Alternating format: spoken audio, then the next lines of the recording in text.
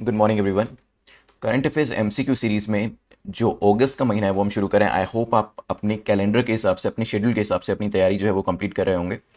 This is brief introduction about me. My name is Prince Luthra, all India rank 577 from UPSC CSE 2014 batch. आज के जो 10 areas हम discuss करेंगे उसके अंदर हम ओरांग नेशनल पार्क के बारे में जानेंगे, कालीबेन क्या है, गंगायान, एक्सपो सैट के बारे में डिस्कशन करते हुए रेमिटेंस मनी के अंदर किस कंट्री का रैंक क्या है वो यहाँ पर देखेंगे। सांतल कम्युनिटी को लेकर भी डिस्कशन करेंगे। इंडिया इनोवेशन इंडेक्स 2021 का जो डेटा है उसको डिस्कस करते हुए ब्लू फ्लैग बीच सर्टिफिकेशन क्या होता है इसके बारे में जानेंगे। एमटीपी एक्ट और मंकी पॉक्स को लेकर भी एक एक क्वेश्चन यहाँ पर रहेंगे। तो यहाँ पर टारगेट को जल्दी से सेट करिएगा। जो कट ऑफ रखी गई है, कट ऑफ यहाँ पर 6 मार्क्स की है।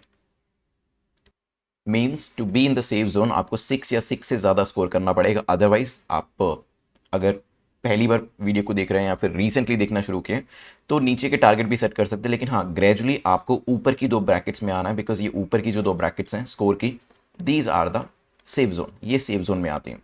Now set your target and then first question के ऊपर चलते हैं। कमेंट सेक्शन के अंदर 10 में से अपने टारगेट को सेट करिएगा। फर्स्ट क्वेश्चन हमारा बात कर रहा है ओरांग नेशनल पार्क को लेकर। पूछा गया ओरांग नेशनल पार्क को लेकर बताएं करेक्ट स्टेटमेंट कौन सी है, कौन सा कथन आपका सही है। It is a national park in India located on the northern bank of Brahmaputra river. Brahmaputra river के नॉर्दर्न साइड पे ये लोकेट करता है, हो सकता है। इसे 1985 के अंदर सेंचुरी के तौर पर एस्टैब्लिश किया गया था, ये भी हो सकता है। And one of the 4 major rhinos जो है वो यहाँ पर हैबिटेट्स हैं, उसमें से ये एक हैबिटेट है। तो जहाँ पर आपको राइनोज मिलेंगे आसाम के अंदर 4 जगहों में, उनमें से एक जगह ये भी है। 10 सेकेंड्स आपके पास हैं, सोचिए क्या आंसर होगा, फिर करते हैं डिस्कशन इसको लेकर। अभी recently Orang national park news में था, और जो चीज़ें न्यूज़ में होती हैं वो आपके करंट अफेयर्स में एमसीक्यू के रूप में बनकर आ सकती है प्रीलिम्स एग्जाम के अंदर। इंटरनेशनल रेंजर अवार्ड यहाँ पे लिख देता हूँ, इंटरनेशनल रेंजर अवार्ड जो है वो मिला है ओरांग नेशनल पार्क को एंड टाइगर रिजर्व स्टाफ को। तो तभी ओरांग नेशनल पार्क न्यूज़ में था। क्या ये ब्रह्मपुत्र रिवर के नॉर्दर्न बैंक में लोकेट करता है? यस, ये स्टेटमेंट ठीक है। क्या इसे सेंचुरी का टाइटल 1985 में दिया गया था? बिल्कुल ठीक है। क्या यहाँ पर आपको जो राइनोस हैं, राइनोसरस, वो मिल जाएंगे? तो दैट इज ऑल्सो करेक्ट। तो यहाँ पे तीनों स्टेटमेंट ठीक होने की वजह से आंसर क्या हो जाएगा? डी। एक बार इसकी लोकेशन देख लीजिए, असम के अंदर बिल्कुल सेंटर में आपको यहाँ पर ये देखने को मिलेगा। ठीक है, इसे वैसे मिनी काजीरंगा भी कहा जाता है। ये एक्स्ट्रा इन्फॉर्मेशन है जो कि एग्जाम में पूछी जा सकती है, प्रीलिम्स के अंदर क्वेश्चन बनकर आ सकता है। इसे मिनी काजीरंगा नेशनल पार्क भी कहा जाता है। और कहने के पीछे रीज़न यही है क्योंकि दोनों का जो लैंडस्केप है काजीरंगा का और ओरांग का वो मिलता जुलता है। आपको दोनों जगह पे मार्शेस मिल जाएंगी, ग्रासलैंड मिल जाएंगे, अलग अलग तरीके की स्ट्रीम्स मिल जाएंगी। ठीक है, और 1 हॉर्न राइनोसरस भी दोनों जगह पर मिल जाएंगे। तभी इसको, क्योंकि साइज छोटा है, अदरवाइज बिल्कुल काजीरंगा जैसा ही है, तो इसे मिनी काजीरंगा इस वजह से कहा जाता है। चलिए नेक्स्ट क्वेश्चन देखते हैं। कालीबेन इज लोकेटेड एट, कालीबेन कहाँ पर लोकेट करता है? पंजाब के अंदर, गुजरात, छत्तीसगढ़ या असम? 10 सेकेंड्स आपके पास है, सोचिए कहाँ पर लोकेट करता होगा। अभी रिसेंटली इस प्रदेश के जो सीएम थे उनको हॉस्पिटल में एडमिट कराया गया क्योंकि उन्होंने इस लोकेशन का पानी पिया और उनके बाद उनकी तबीयत खराब हो गई। अब देखिए, वैसे न्यूज़ जो है वो इंपॉर्टेंट नहीं है एग्जाम के लिए, क्योंकि सीएम कहीं पे कोई पानी पी रहा है, उसकी तबीयत खराब हो रही है। So this is not related to the administrative exam. But हाँ, क्योंकि ये जो जगह है, ये जो लोकेशन है, ये काफ़ी इंपॉर्टेंट हो जाती है ज्योग्राफी पर्सपेक्टिव से, तभी इसके ऊपर क्वेश्चन जो है वो बनाया गया है। एंड ये जो है लोकेशन है पंजाब के अंदर। ठीक है, तो पंजाब के सीएम जो है उनको हॉस्पिटल में एडमिट कराया गया था क्योंकि यहाँ से पानी पीने के बाद उनकी तबीयत में कुछ जो चेंजेस थे वो देखे गए थे। तो करेक्ट आंसर क्या हो जाएगा? A will be the correct answer. यहाँ पर आप देख भी सकते हैं आसपास की रिवर जरूर देखिएगा। रावी आपको दिखाई दे रही है, सतलज आपको दिखाई दे रही है, ईस्ट बियान आपको यहाँ पर दिखाई दे रही है। ठीक है, and this is the Beas region. कालीबेन जो है, इसकी सिग्निफिकेंस काफ़ी ज़्यादा है सिख रिलीजन के अंदर, अगर हम हिस्टोरिकली बात करें। बिकॉज द फर्स्ट गुरु, गुरु नानक देव जी जो थे, कहा जाता है कि उनको एनलाइटनमेंट यहीं पे मिली थी। तो गुरु नानक देव जी की एनलाइटनमेंट के लिए इस लोकेशन को माना जाता है, और प्रोबेबली यही रीज़न था कि जो सीएम थे उन्होंने यहाँ का पानी पिया।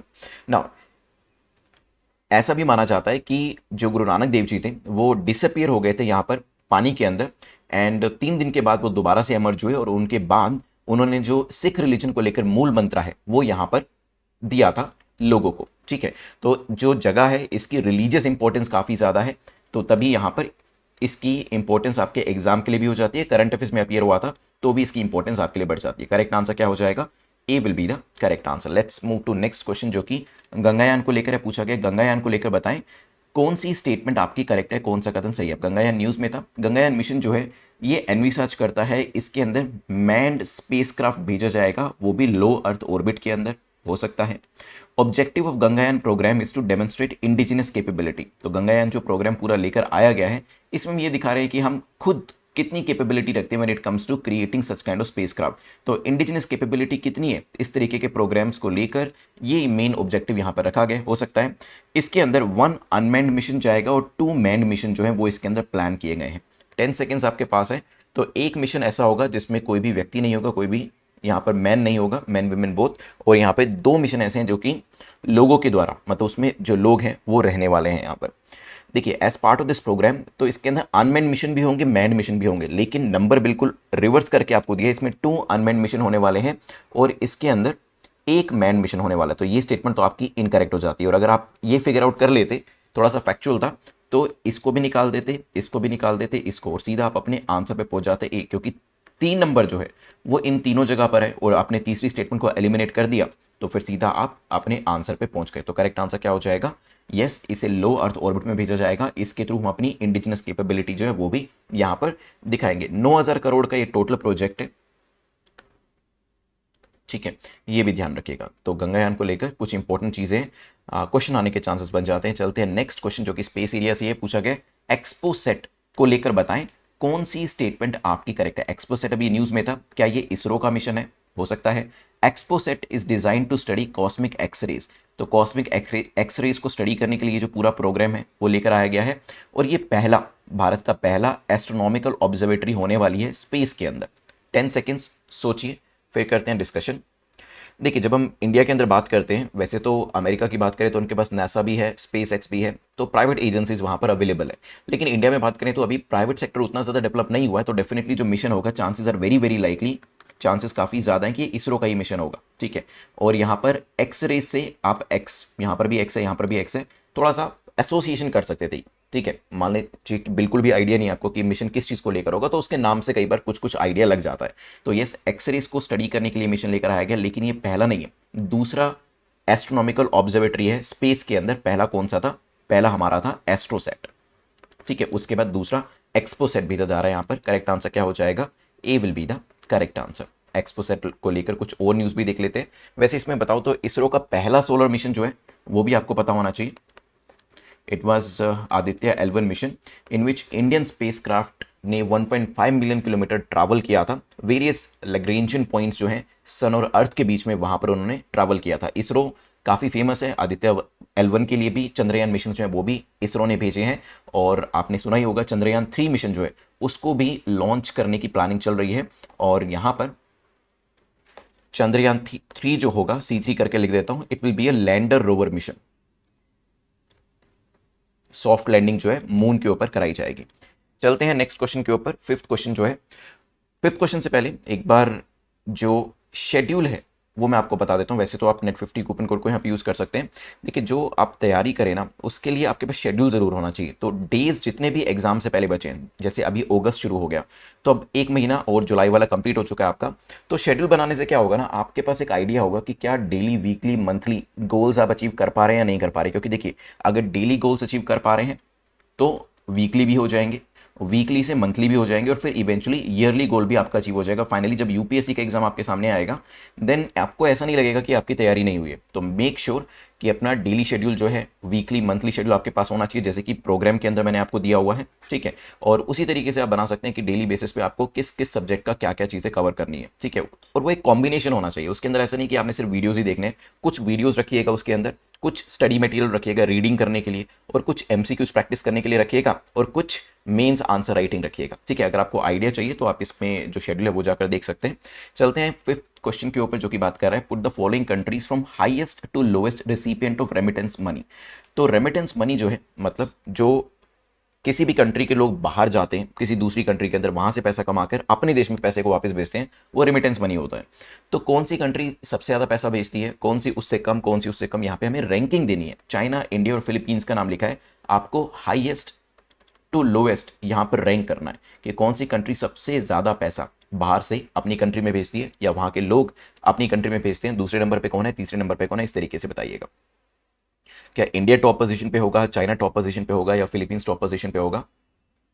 देखिए, भारतीय जो हैं उनकी सबसे अच्छी खासियत ये है, एक तो आपको Indians almost in all the countries मिल जाएंगे जो काम करने के लिए, सर्विस के लिए, बिजनेस के लिए बाहर जाते हैं, और क्योंकि उनकी रूट्स के साथ वो कनेक्टेड रहते हैं, तभी यहाँ पर 87 बिलियन डॉलर जो है ये इंडिया का इस बार का नंबर आया, जो कि टॉप रेमिटेंस अमाउंट है। ठीक है, यहाँ पर लो मिडिल इनकम कंट्रीज जो है वहां से भी पैसा काफी ज्यादा आता है, दूसरी कंट्री से भी आता है, और 2021 के एस्टिमेट के हिसाब से सबसे ज्यादा पैसा जो मिला है वो इंडिया के अंदर मिला है। तो इंडिया पहले नंबर पे है, और फिर चाइना का नंबर आता है, फिर मैक्सिको है, देन फिलीपींस है।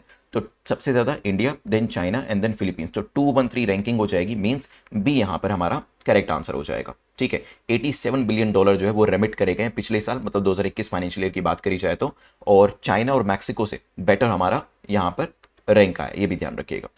ठीक है, क्वेश्चन नंबर 6 को देखते हैं, जो कि सांथल्स के बारे में पूछा गया। सांथल्स को लेकर बताएं कौन सी स्टेटमेंट आपकी करेक्ट है। It is the third largest schedule tribe community in India. तीसरे नंबर पे सबसे बड़ी शेड्यूल ट्राइब कम्युनिटी है भारत के अंदर। यूजुअली सांथल लोग जो हैं वो उड़ीसा में रहते हैं, एंड उड़ीसा के अंदर Santhals have high literacy rate compare to other tribes. दूसरी ट्राइब्स के कंपैरिजन में जो लिटरेसी लेवल है वो काफ़ी ज़्यादा है। 10 सेकेंड्स आपके पास है, सोचिए। रिसेंटली जो हमारे प्रेसिडेंट है मिस द्रौपदी मुर्मू जी, वो सांथल ट्राइब से आते हैं, महिला हैं, और पहली women tribal president of India भी है। ठीक है, जो अपने आप में काफ़ी बड़ी बात है। Now the victory also gave Santhal tribe a reason to be ecstatic, और यहाँ पर सांथल ट्राइब के बारे में काफ़ी सारे आर्टिकल्स जो थे वो आए थे, और इसी वजह से जो सांथल ट्राइब है ये आपके प्रीलिम्स और मीन्स, ये जो एरिया है, जो टॉपिक है, वो आपके प्रीलिम्स और मीन्स दोनों के लिए इंपॉर्टेंट हो जाता है। देखिए, सांथल जो है ये 2 वर्ड से बना है, सांथा एंड अल। सांथा का मतलब होता है काम, ठीक है, या पीसफुल, एंड आला मीन्स होता है मैन, मीन्स काम मैन और पीसफुल मैन। ठीक है, तो कम्युनिटी जो है वो पीसफुल कम्युनिटी है, ये ध्यान रखिएगा। थर्ड लार्जेस्ट शेड्यूल ट्राइब है, दैट इज करेक्ट। दूसरे स्टेटमेंट को देखे, उड़ीसा में रहते हैं, that is also correct. Literacy rate काफी ज्यादा है, वो भी करेक्ट हो जाता है। करेक्ट आंसर क्या हो जाएगा? D will be the correct answer. ठीक है, चलिए नेक्स्ट क्वेश्चन नंबर 7 को देखते हैं।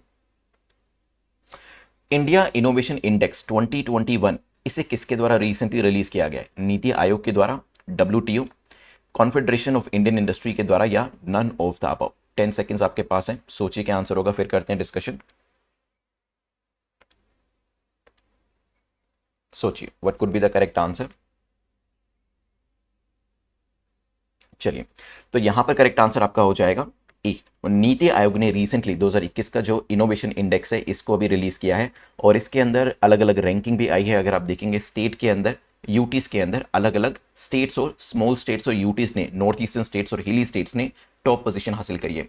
कर्नाटका ने टॉप पोजीशन हासिल करी है 3rd एडिशन के अंदर, इंडियन इनोवेशन इंडेक्स के अंदर, जो कि नीति आयोग के द्वारा लेकर आया जाता है। इसे प्रिपेयर किया जाता है नीति आयोग के द्वारा, और इसमें इंस्टीट्यूट फॉर कॉम्पिटिटिवनेस वो भी इसमें सहायता करता है। ये काफी कॉम्प्रिहेंसिव टूल माना जाता है for evaluation and development of countries innovation ecosystem. Country के इनोवेशन इकोसिस्टम के लिए भी इसे काफी ज्यादा इंपॉर्टेंट माना जाता है। तो ये ध्यान रखिएगा, ये कुछ इंपॉर्टेंट एरियाज हमने डिस्कस किए।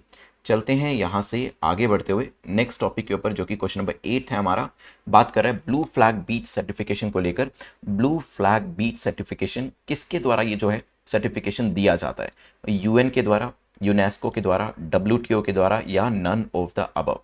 10 सेकेंड्स आपके पास है, सोचिए क्या आंसर होगा, फिर करते हैं डिस्कशन। बताइए what should be the correct answer. एक तरीके का ये वॉलेंटरी इको लेबल है for beaches, marinas and sustainable boating tourism operators के लिए। सर्टिफिकेशन तब दिया जाता है जब बीच काफी साफ सुथरी होती है, और इसे दिया जाता है किसके द्वारा? इसे दिया जाता है FEE के द्वारा। FEE क्या है? Foundation for environment education. ठीक है, फाउंडेशन फॉर एनवायरमेंट एजुकेशन। तो करेक्ट आंसर क्या हो जाएगा यहाँ पर? D will be the correct answer. D यहाँ पर करेक्ट आंसर हो जाएगा। FEE के द्वारा इसे लेकर आया जाता है। ब्लू फ्लैग बीच की बात करें तो 13 इंडियन बीचेस जो है उनको ये स्टेटस मिल चुका है, और ये बीचेस आपको उड़ीसा, महाराष्ट्र, गोवा, पुदुचेरी के अंदर मिल जाएंगे। तो ये भी ध्यान रखिएगा, क्लीन बीचेस को ये टाइटल दिया जाता है। Next is which of the following statement is or are correct about MTP act. MTP act को लेकर पूछा के बताएं कौन सी स्टेटमेंट, जो मेडिकल टर्मिनेशन ऑफ प्रेगनेंसी है, इसको लेकर कौन सी स्टेटमेंट आपकी ठीक है। ये अनेबल करता है अबॉर्शन को on the recommendation of one doctor up to 20 weeks. 20 हफ्तों तक एक डॉक्टर के रिकमेंडेशन के बाद जो अबॉर्शन है उसको अप्रूव किया जा सकता है। कुछ ही कैटेगरीज ऐसी हैं, कुछ एक्सेप्शनल कैटेगरीज ऐसी हैं जिसमें 20 वीक से ऊपर लेकिन 24 वीक से कम, वहां पर भी इसे अलाउ किया जा सकता है। यू हैव 10 सेकेंड्स, सोचिए करेक्ट आंसर क्या होगा, फिर करते हैं डिस्कशन। बताइए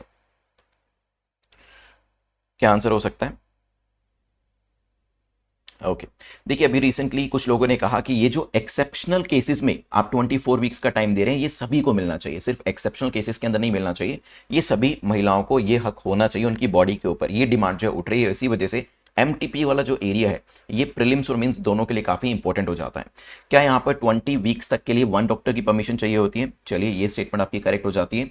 देन 20 टू 24 वीक्स के लिए भी ये अप्रूव किया जा सकता है, लेकिन कुछ ही कैटेगरीज के अंदर।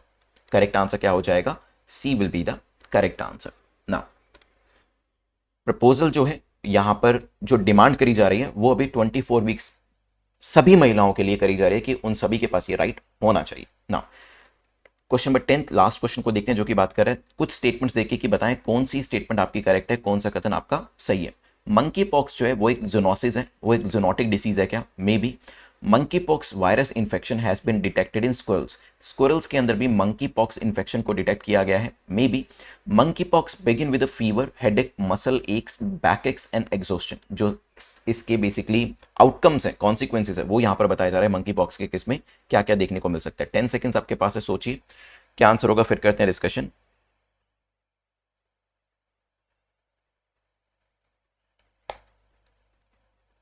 Okay now the rapidly spreading monkey pox cases आपने देखा होगा, पीछे दिल्ली से भी निकल कर आया, काफ़ी सारे स्टेट में से अभी जो केसेस है वो निकल कर आ रहे हैं। 70 कंट्री में जो मंकी पॉक्स का आउटब्रेक है वो हमें न्यूज़ में सुनने को मिल ही रहा है। एंड अभी इसे ग्लोबल हेल्थ इमरजेंसी भी लेबल किया गया वर्ल्ड हेल्थ ऑर्गेनाइजेशन के द्वारा। It is a zoonosis, yes एक जूनोसिस है। पूछूंगा आपसे जूनोसिस क्या होता है। मंकी पॉक्स वायरस इन्फेक्शन क्या स्कॉल्स में गिलहरी में डिटेक्ट किया गया, दैट इज ऑल्सो करेक्ट। और इसके जो कॉन्सिक्वेंसेज हैं, जो इसके आउटकम्स हैं, रेपरकशंस हैं, वो भी बिल्कुल करेक्ट दिए। यहाँ पर फीवर से लेके हेडेक एंड एग्जॉस्शन तक आपको देखने को मिल सकता है। करेक्ट आंसर क्या होगा? D will be the correct answer. चलिए अभी 2 मिनट के अंदर पूरे लेक्चर को करेंगे यहाँ पर रिवाइज, इस रिवीजन को मिस नहीं करिएगा और रिवीजन के अंदर आंसर्स कमेंट सेक्शन में जरूर देते रहिएगा। फिर prelims question of the day और टॉपर्स यहाँ पर देखने वाले हैं, तो जल्दी से मुझे बताएं हमने क्या चीज़ें डिस्कस करी। ओरांग नेशनल पार्क सबसे पहले तो कहाँ पर लोकेट करता है, किस राज्य में है, इसे मिनी काजीरंगा क्यों कहा जाता है? नेशनल पार्क है, अभी रिसेंटली यहाँ पर इंटरनेशनल रेंजर अवार्ड जो है वो इसे दिया गया है। सेंचुरी 1985 में बना था और आपको राइनोसरस भी यहाँ पर मिल जाएंगे। ब्रह्मपुत्र रिवर के नॉर्थ में लोकेट करता है, ये भी ध्यान रखिएगा, जैसे कि आप यहाँ पर ब्रह्मपुत्र रिवर के नॉर्थ साइड में इसे देख सकते हैं, क्योंकि काजीरंगा से मिलता जुलता लैंडस्केप है इसका और असम में लोकेट करता है। दैट्स वाई मिनी काजीरंगा इसे कहा जाता है। कालीबेन कहाँ पर है? रिलीजियस इंपॉर्टेंस इस जगह की पंजाब के अंदर लोकेट करता है। गुरु नानक देव जी जो है उनके साथ ये जगह जो है एसोसिएटेड मानी जाती है। फिर हमने यहाँ से आगे बढ़कर गंगायान के बारे में देखा, तो गंगायान के बारे में क्या क्या चीज़ें डिस्कस करी। क्या ये मैंस के स्पेस क्राफ्ट है? यस, लो अर्थ ऑर्बिट में जाएगा, this is also correct. Indigenous capability जो है वो भी हमारी यहाँ पर पता चलेगी। फिर यहाँ से एक्सपो सेट के बारे में देखा था, बताइए किसका मिशन है? ये एक्सरेज को लेकर है और ये सेकंड एस्ट्रोनॉमिकल ऑब्जर्वेटरी होने वाला है, किसके बाद? एस्ट्रोसेट के बाद। And yes it is an ISRO mission. Highest lowest remittance के अंदर नंबर 1 पे कौन आता है? नंबर 2 पे तो हमने देखा था चाइना है, नंबर 3 पे मैक्सिको है, देन जो नेक्स्ट नाम आता है वो फिलीपींस का आता है, लेकिन नंबर 1 पे इंडिया, ये भी ध्यान रखिएगा। देन यहाँ से आगे बढ़ के क्वेश्चन नंबर 6 पे हम चले थे। क्वेश्चन नंबर 6 के अंदर हमने कुछ इंपॉर्टेंट चीज़ें डिस्कस करी थी। Let me move to question number 6। हाँ, यहाँ पर हमने सांथल्स के बारे में जाना था। सांथल्स के बारे में, सांथल जो शब्द है इसका मतलब क्या वो बताइएगा। It is the third largest schedule tribe. Yes, literacy rate काफ़ी अच्छा है जो सांथल्स है वैसे उड़ीसा में। उड़ीसा के अलावा आपको वेस्ट बंगाल झारखंड में भी जो सांथल्स हैं वो रहते हुए मिलेंगे। ठीक है, मोस्टली जो है उड़ीसा, झारखंड, वेस्ट बंगाल में ही सांथल कम्युनिटी रहती है, ध्यान रखिएगा। इंडिया इनोवेशन इंडेक्स 2021 रिलीज करा गया, इसे किसके द्वारा लेकर आया गया? नीति आयोग के द्वारा। कर्नाटक ने टॉप पोजीशन हासिल करी है। ऐसे ही नॉर्थ ईस्टर्न स्टेट और यूटीज को आप देख सकते हैं ब्लू फ्लैग सर्टिफिकेशन में जो लाने का काम है इसे, ये FEE foundation of environment education के द्वारा लेकर आया गया है, ये ध्यान रखिएगा। फिर हमने यहाँ से आगे बढ़कर MTP एक्ट के बारे में देखा। 20 वीक्स तक वन डॉक्टर के अप्रूवल से अबॉर्शन कराया जा सकता है। 20 to 24 वीक्स के लिए कुछ ही एक्सेप्शनल केसेस के अंदर ये अनुमति दी जाती है, ध्यान रखिएगा। लास्ट क्वेश्चन में मंकी पॉक्स के बारे में जाना था। Monkey pox is a zoonosis, prelims का क्वेश्चन आज आपका यही है कि जूनोसिस क्या है, ऑलरेडी डिस्कस हम कर चुके हैं। स्क्वैरल्स से भी ये फैल सकता है, स्क्वैरल्स हो गए, मंकीज हो गए, वहाँ से ये फैल सकता है, और इसके जो रेपरकशंस थे, कॉन्सिक्वेंसेस थे, वो भी हमने देखे थे। तो prelims question of the day पे आ जाते हैं जल्दी से। पहले तो अपने मार्क्स कॉमेंट सेक्शन में लिखिएगा, let's see who is the topper. और prelims question of the day की बात करें तो जूनोटिक डिसीज या जूनोसिस क्या होता है ये आपको बताना है। जू शब्द जो है यहां से आपको हिंट मिलना चाहिए, बाकी इसका आंसर कमेंट सेक्शन में जरूर करिएगा। जूनोसिस या जूनोटिक डिसीजेस कौन सी होती हैं। सो यहाँ पर लेक्चर को वाइंड अप करेंगे। जो स्कोर है आपका, अगर वो 6 से ऊपर है then of course you are in the safe zone. इसे ज़रूर प्रैक्टिस कर लीजिएगा, दोबारा से जो वीडियोस को देख लीजिएगा और अपने नोट्स साथ के साथ बनाते हुए चलिएगा। अगर नोटिफिकेशन मिल रहा है आपको तो अच्छी बात है, अदरवाइज आप ये बेल आइकन को प्रेस करके ऑल बटन प्रेस कर दीजिएगा, ठीक है। उसके बाद भी नहीं आता है तो एक बार इसे अनबेल करके दोबारा से ऑल बटन प्रेस करिएगा ताकि जो नोटिफिकेशन आपके वो मिस ना हो। Thanks for watching this video, have a nice day, take care, good bye.